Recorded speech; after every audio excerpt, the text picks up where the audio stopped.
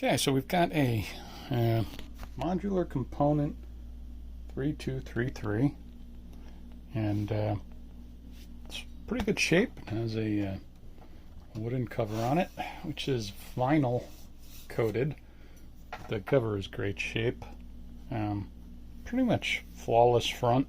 Got a little wobble in the shaft of the tuning knob, but that's okay. I can fix that. One of the center speaker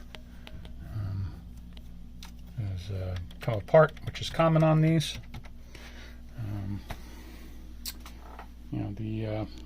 I do have a stuck signal strength meter, and everything else seems functional. I have a couple burnt light bulbs. But the UV signal strength meter is what we're going to take a look at.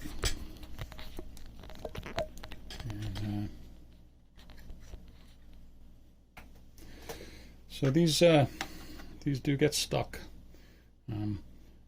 There's a screw on there which has thread lock on it, but the way these were put together in the factory was they adjusted them and then they sealed them in this case, which is usually a piece or two of tape. All these meters are the same. If you have like any type of radio equipment that the meter is stuck, typically what you're looking at is this little screw right in here that gets gunked up with oxidation and whatever else, and they're adjusted in the factory, and then they just put a dab of thread lock on it. So they typically don't thread them in with thread lock. So what I like to do is use a little nail polish remover. All right. So, and this has vitamin E in it, so we'll nourish our. And this stuff stinks. Can't stand it. But it's either this or heat it up. I like this. Just a little on a cotton swab. Get it on there. See, it's already coming off. And what that's going to allow us to do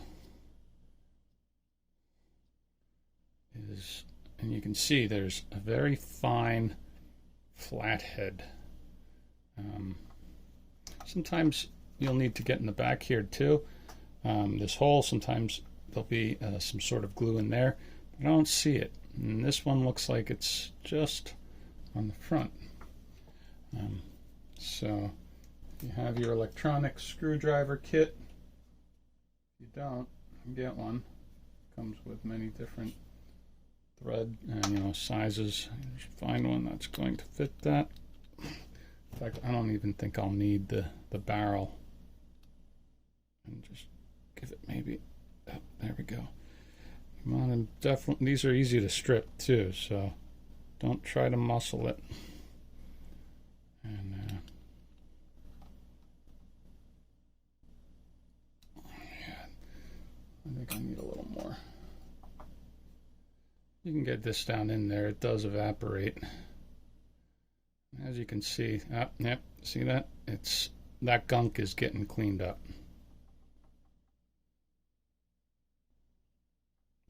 I think it's just going to need a little cleaning. Also, isopropyl alcohol. All right, I like this brand, 99.9. Just give it a little squirt in there.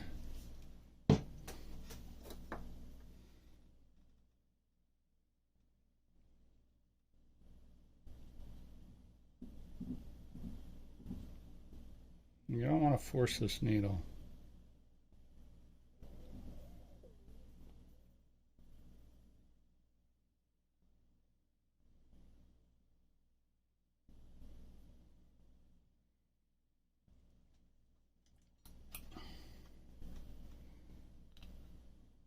I'm thinking, just give this a little. There we go. It broke loose. So now I should be able to loosen this up. And we should be able to see this meter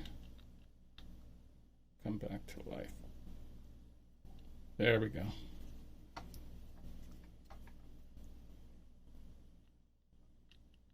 I've given it about a quarter of a turn so far. Give it another quarter of a turn. And there you go. Just a little isopropyl alcohol. And one way to see if it's going to, you can tap it. Maybe I'll give it another eighth of a turn here. There we go. Yep, you just can shake it and it moves. It's fixed. So there we go. That's the signal strength meter, or any meter fix. It's just oxidation on there, and through heat cycles of over 40 years of expansion and contraction of the metals and the plastics with oxidation, it gets gunked up. Cleaning. I'd say 80% of the problems with these old stereos are oxidation and cleaning. So put it back together and we'll see how it works. Okay, so here's the 3233 again. We'll power it on. Self-talk that we are saying to ourselves, because that can have an impact. That meter is now working. Then it also just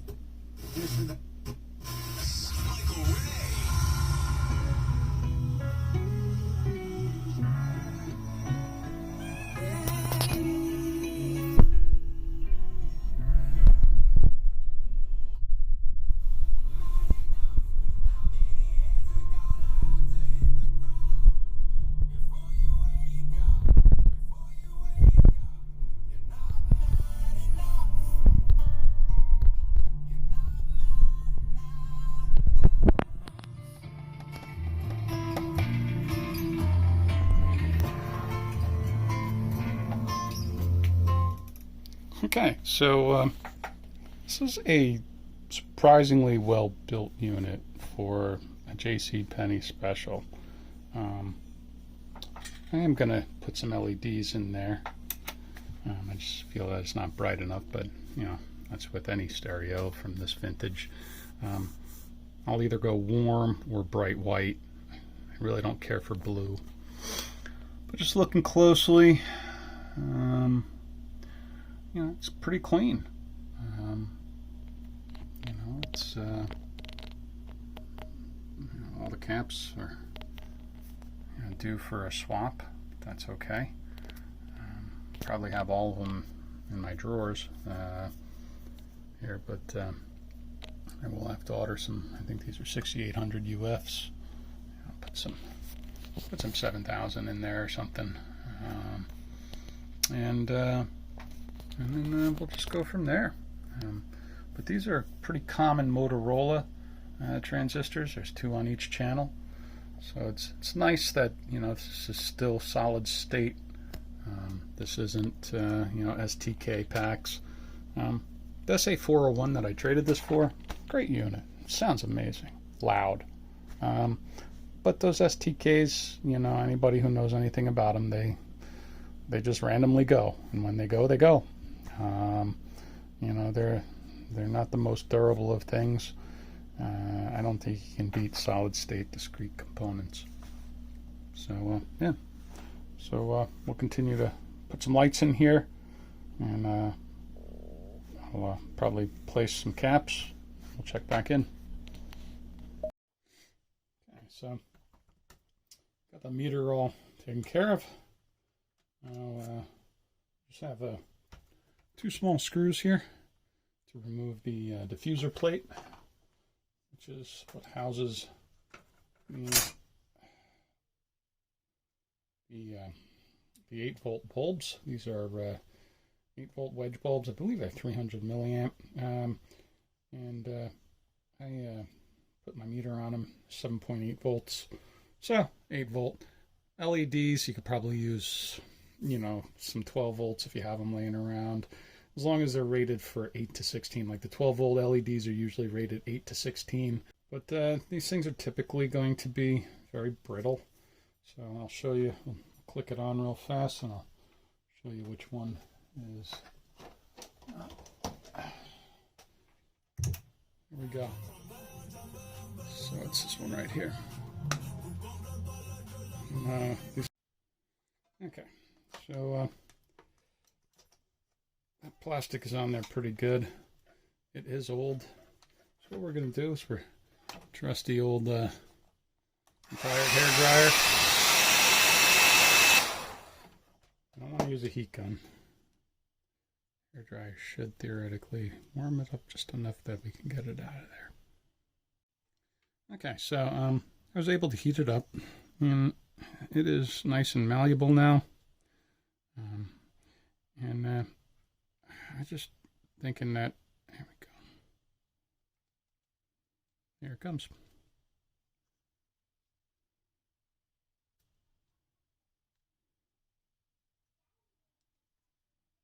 All right, there we go.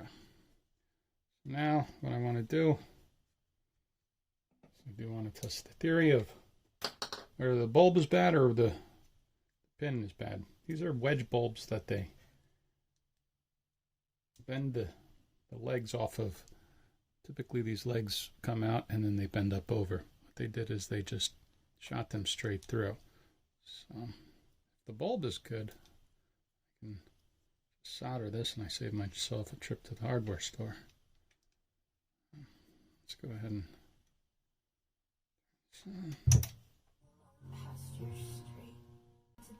no, and I can actually see the filament in there. It is cooked. So what we'll do is we'll just go ahead and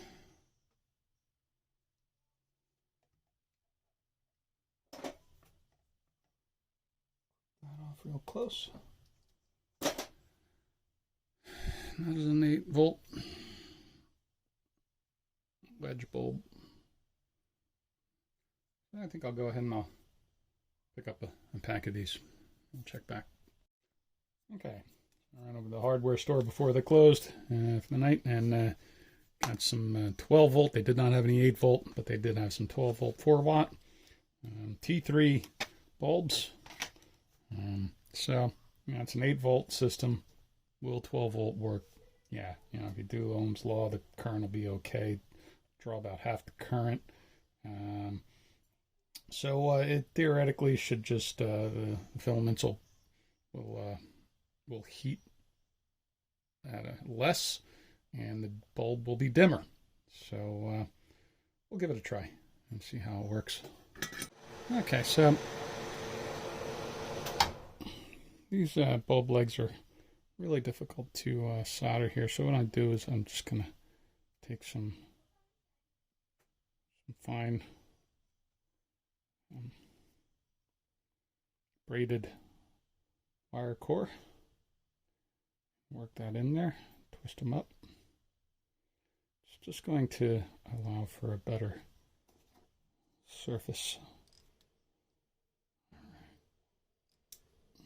So you can see there, just took the 2 legs and soldered them, and I'll do the same. Just cut the loop, spread these,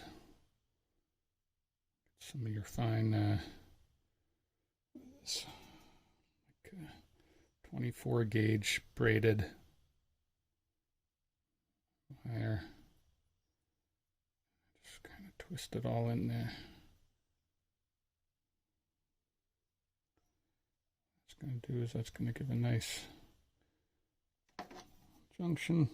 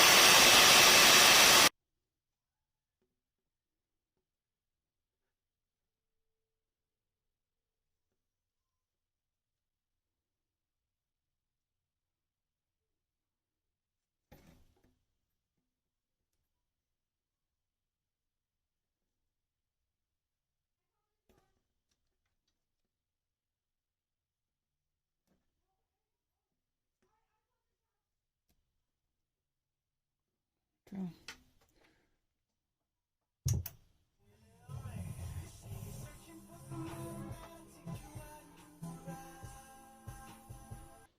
Yeah, it's a little dim.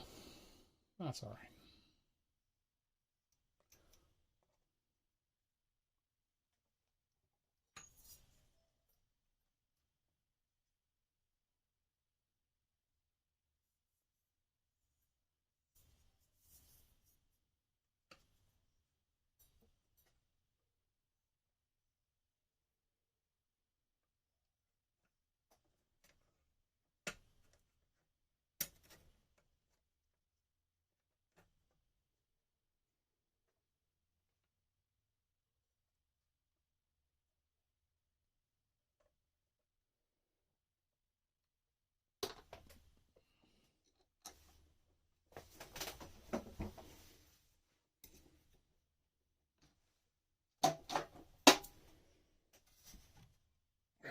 Let's see how this looks.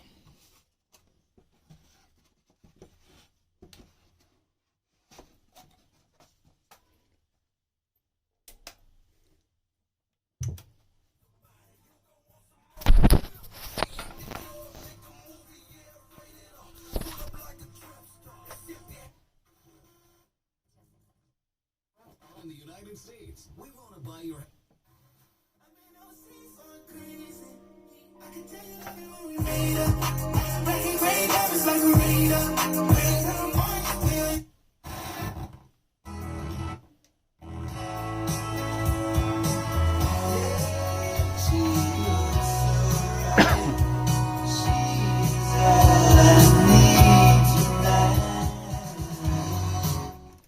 All right, and I'm in the basement. So that's pretty darn good reception. The additional light filled in the blank spot that was there. And just one more time so you can see it. Right there was a shadow. So yeah, the 12 volt works. It's not ideal, but it works. Look at some LEDs. And but this is a neat system. You know, this is a vinyl. I'm going to get rid of that, fabricate something for that. I really do like the notched stepped volume control.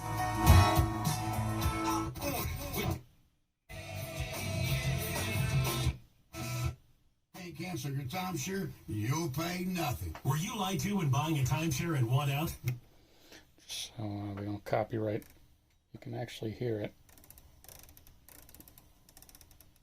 That is really a nice feature, which I'm surprised more receivers didn't have. It just feels good.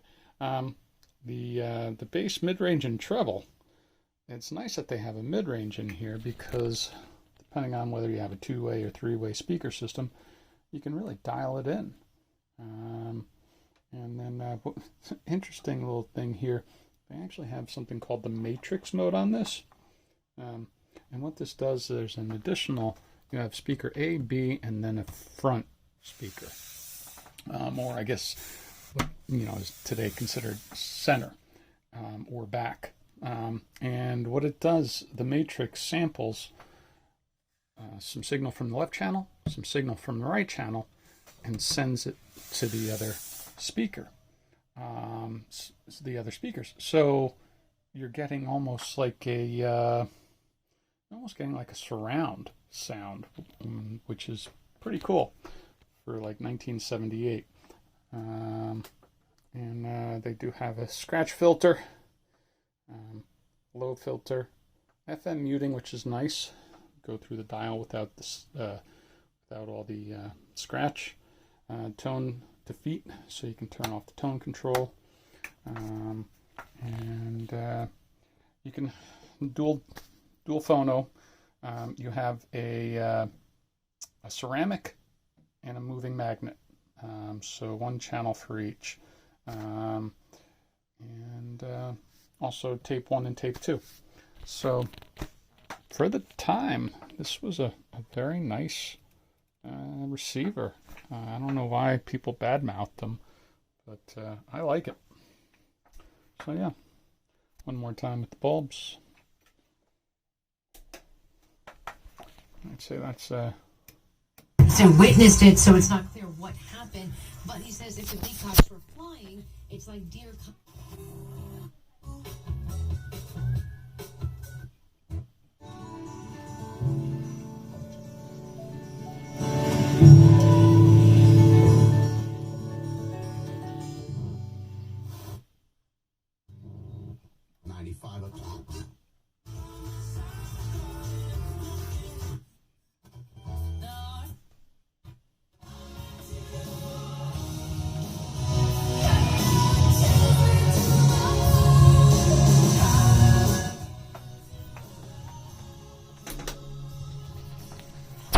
so. Meter fixed, lighting fixed, straightened out the shaft, and it's a good little unit.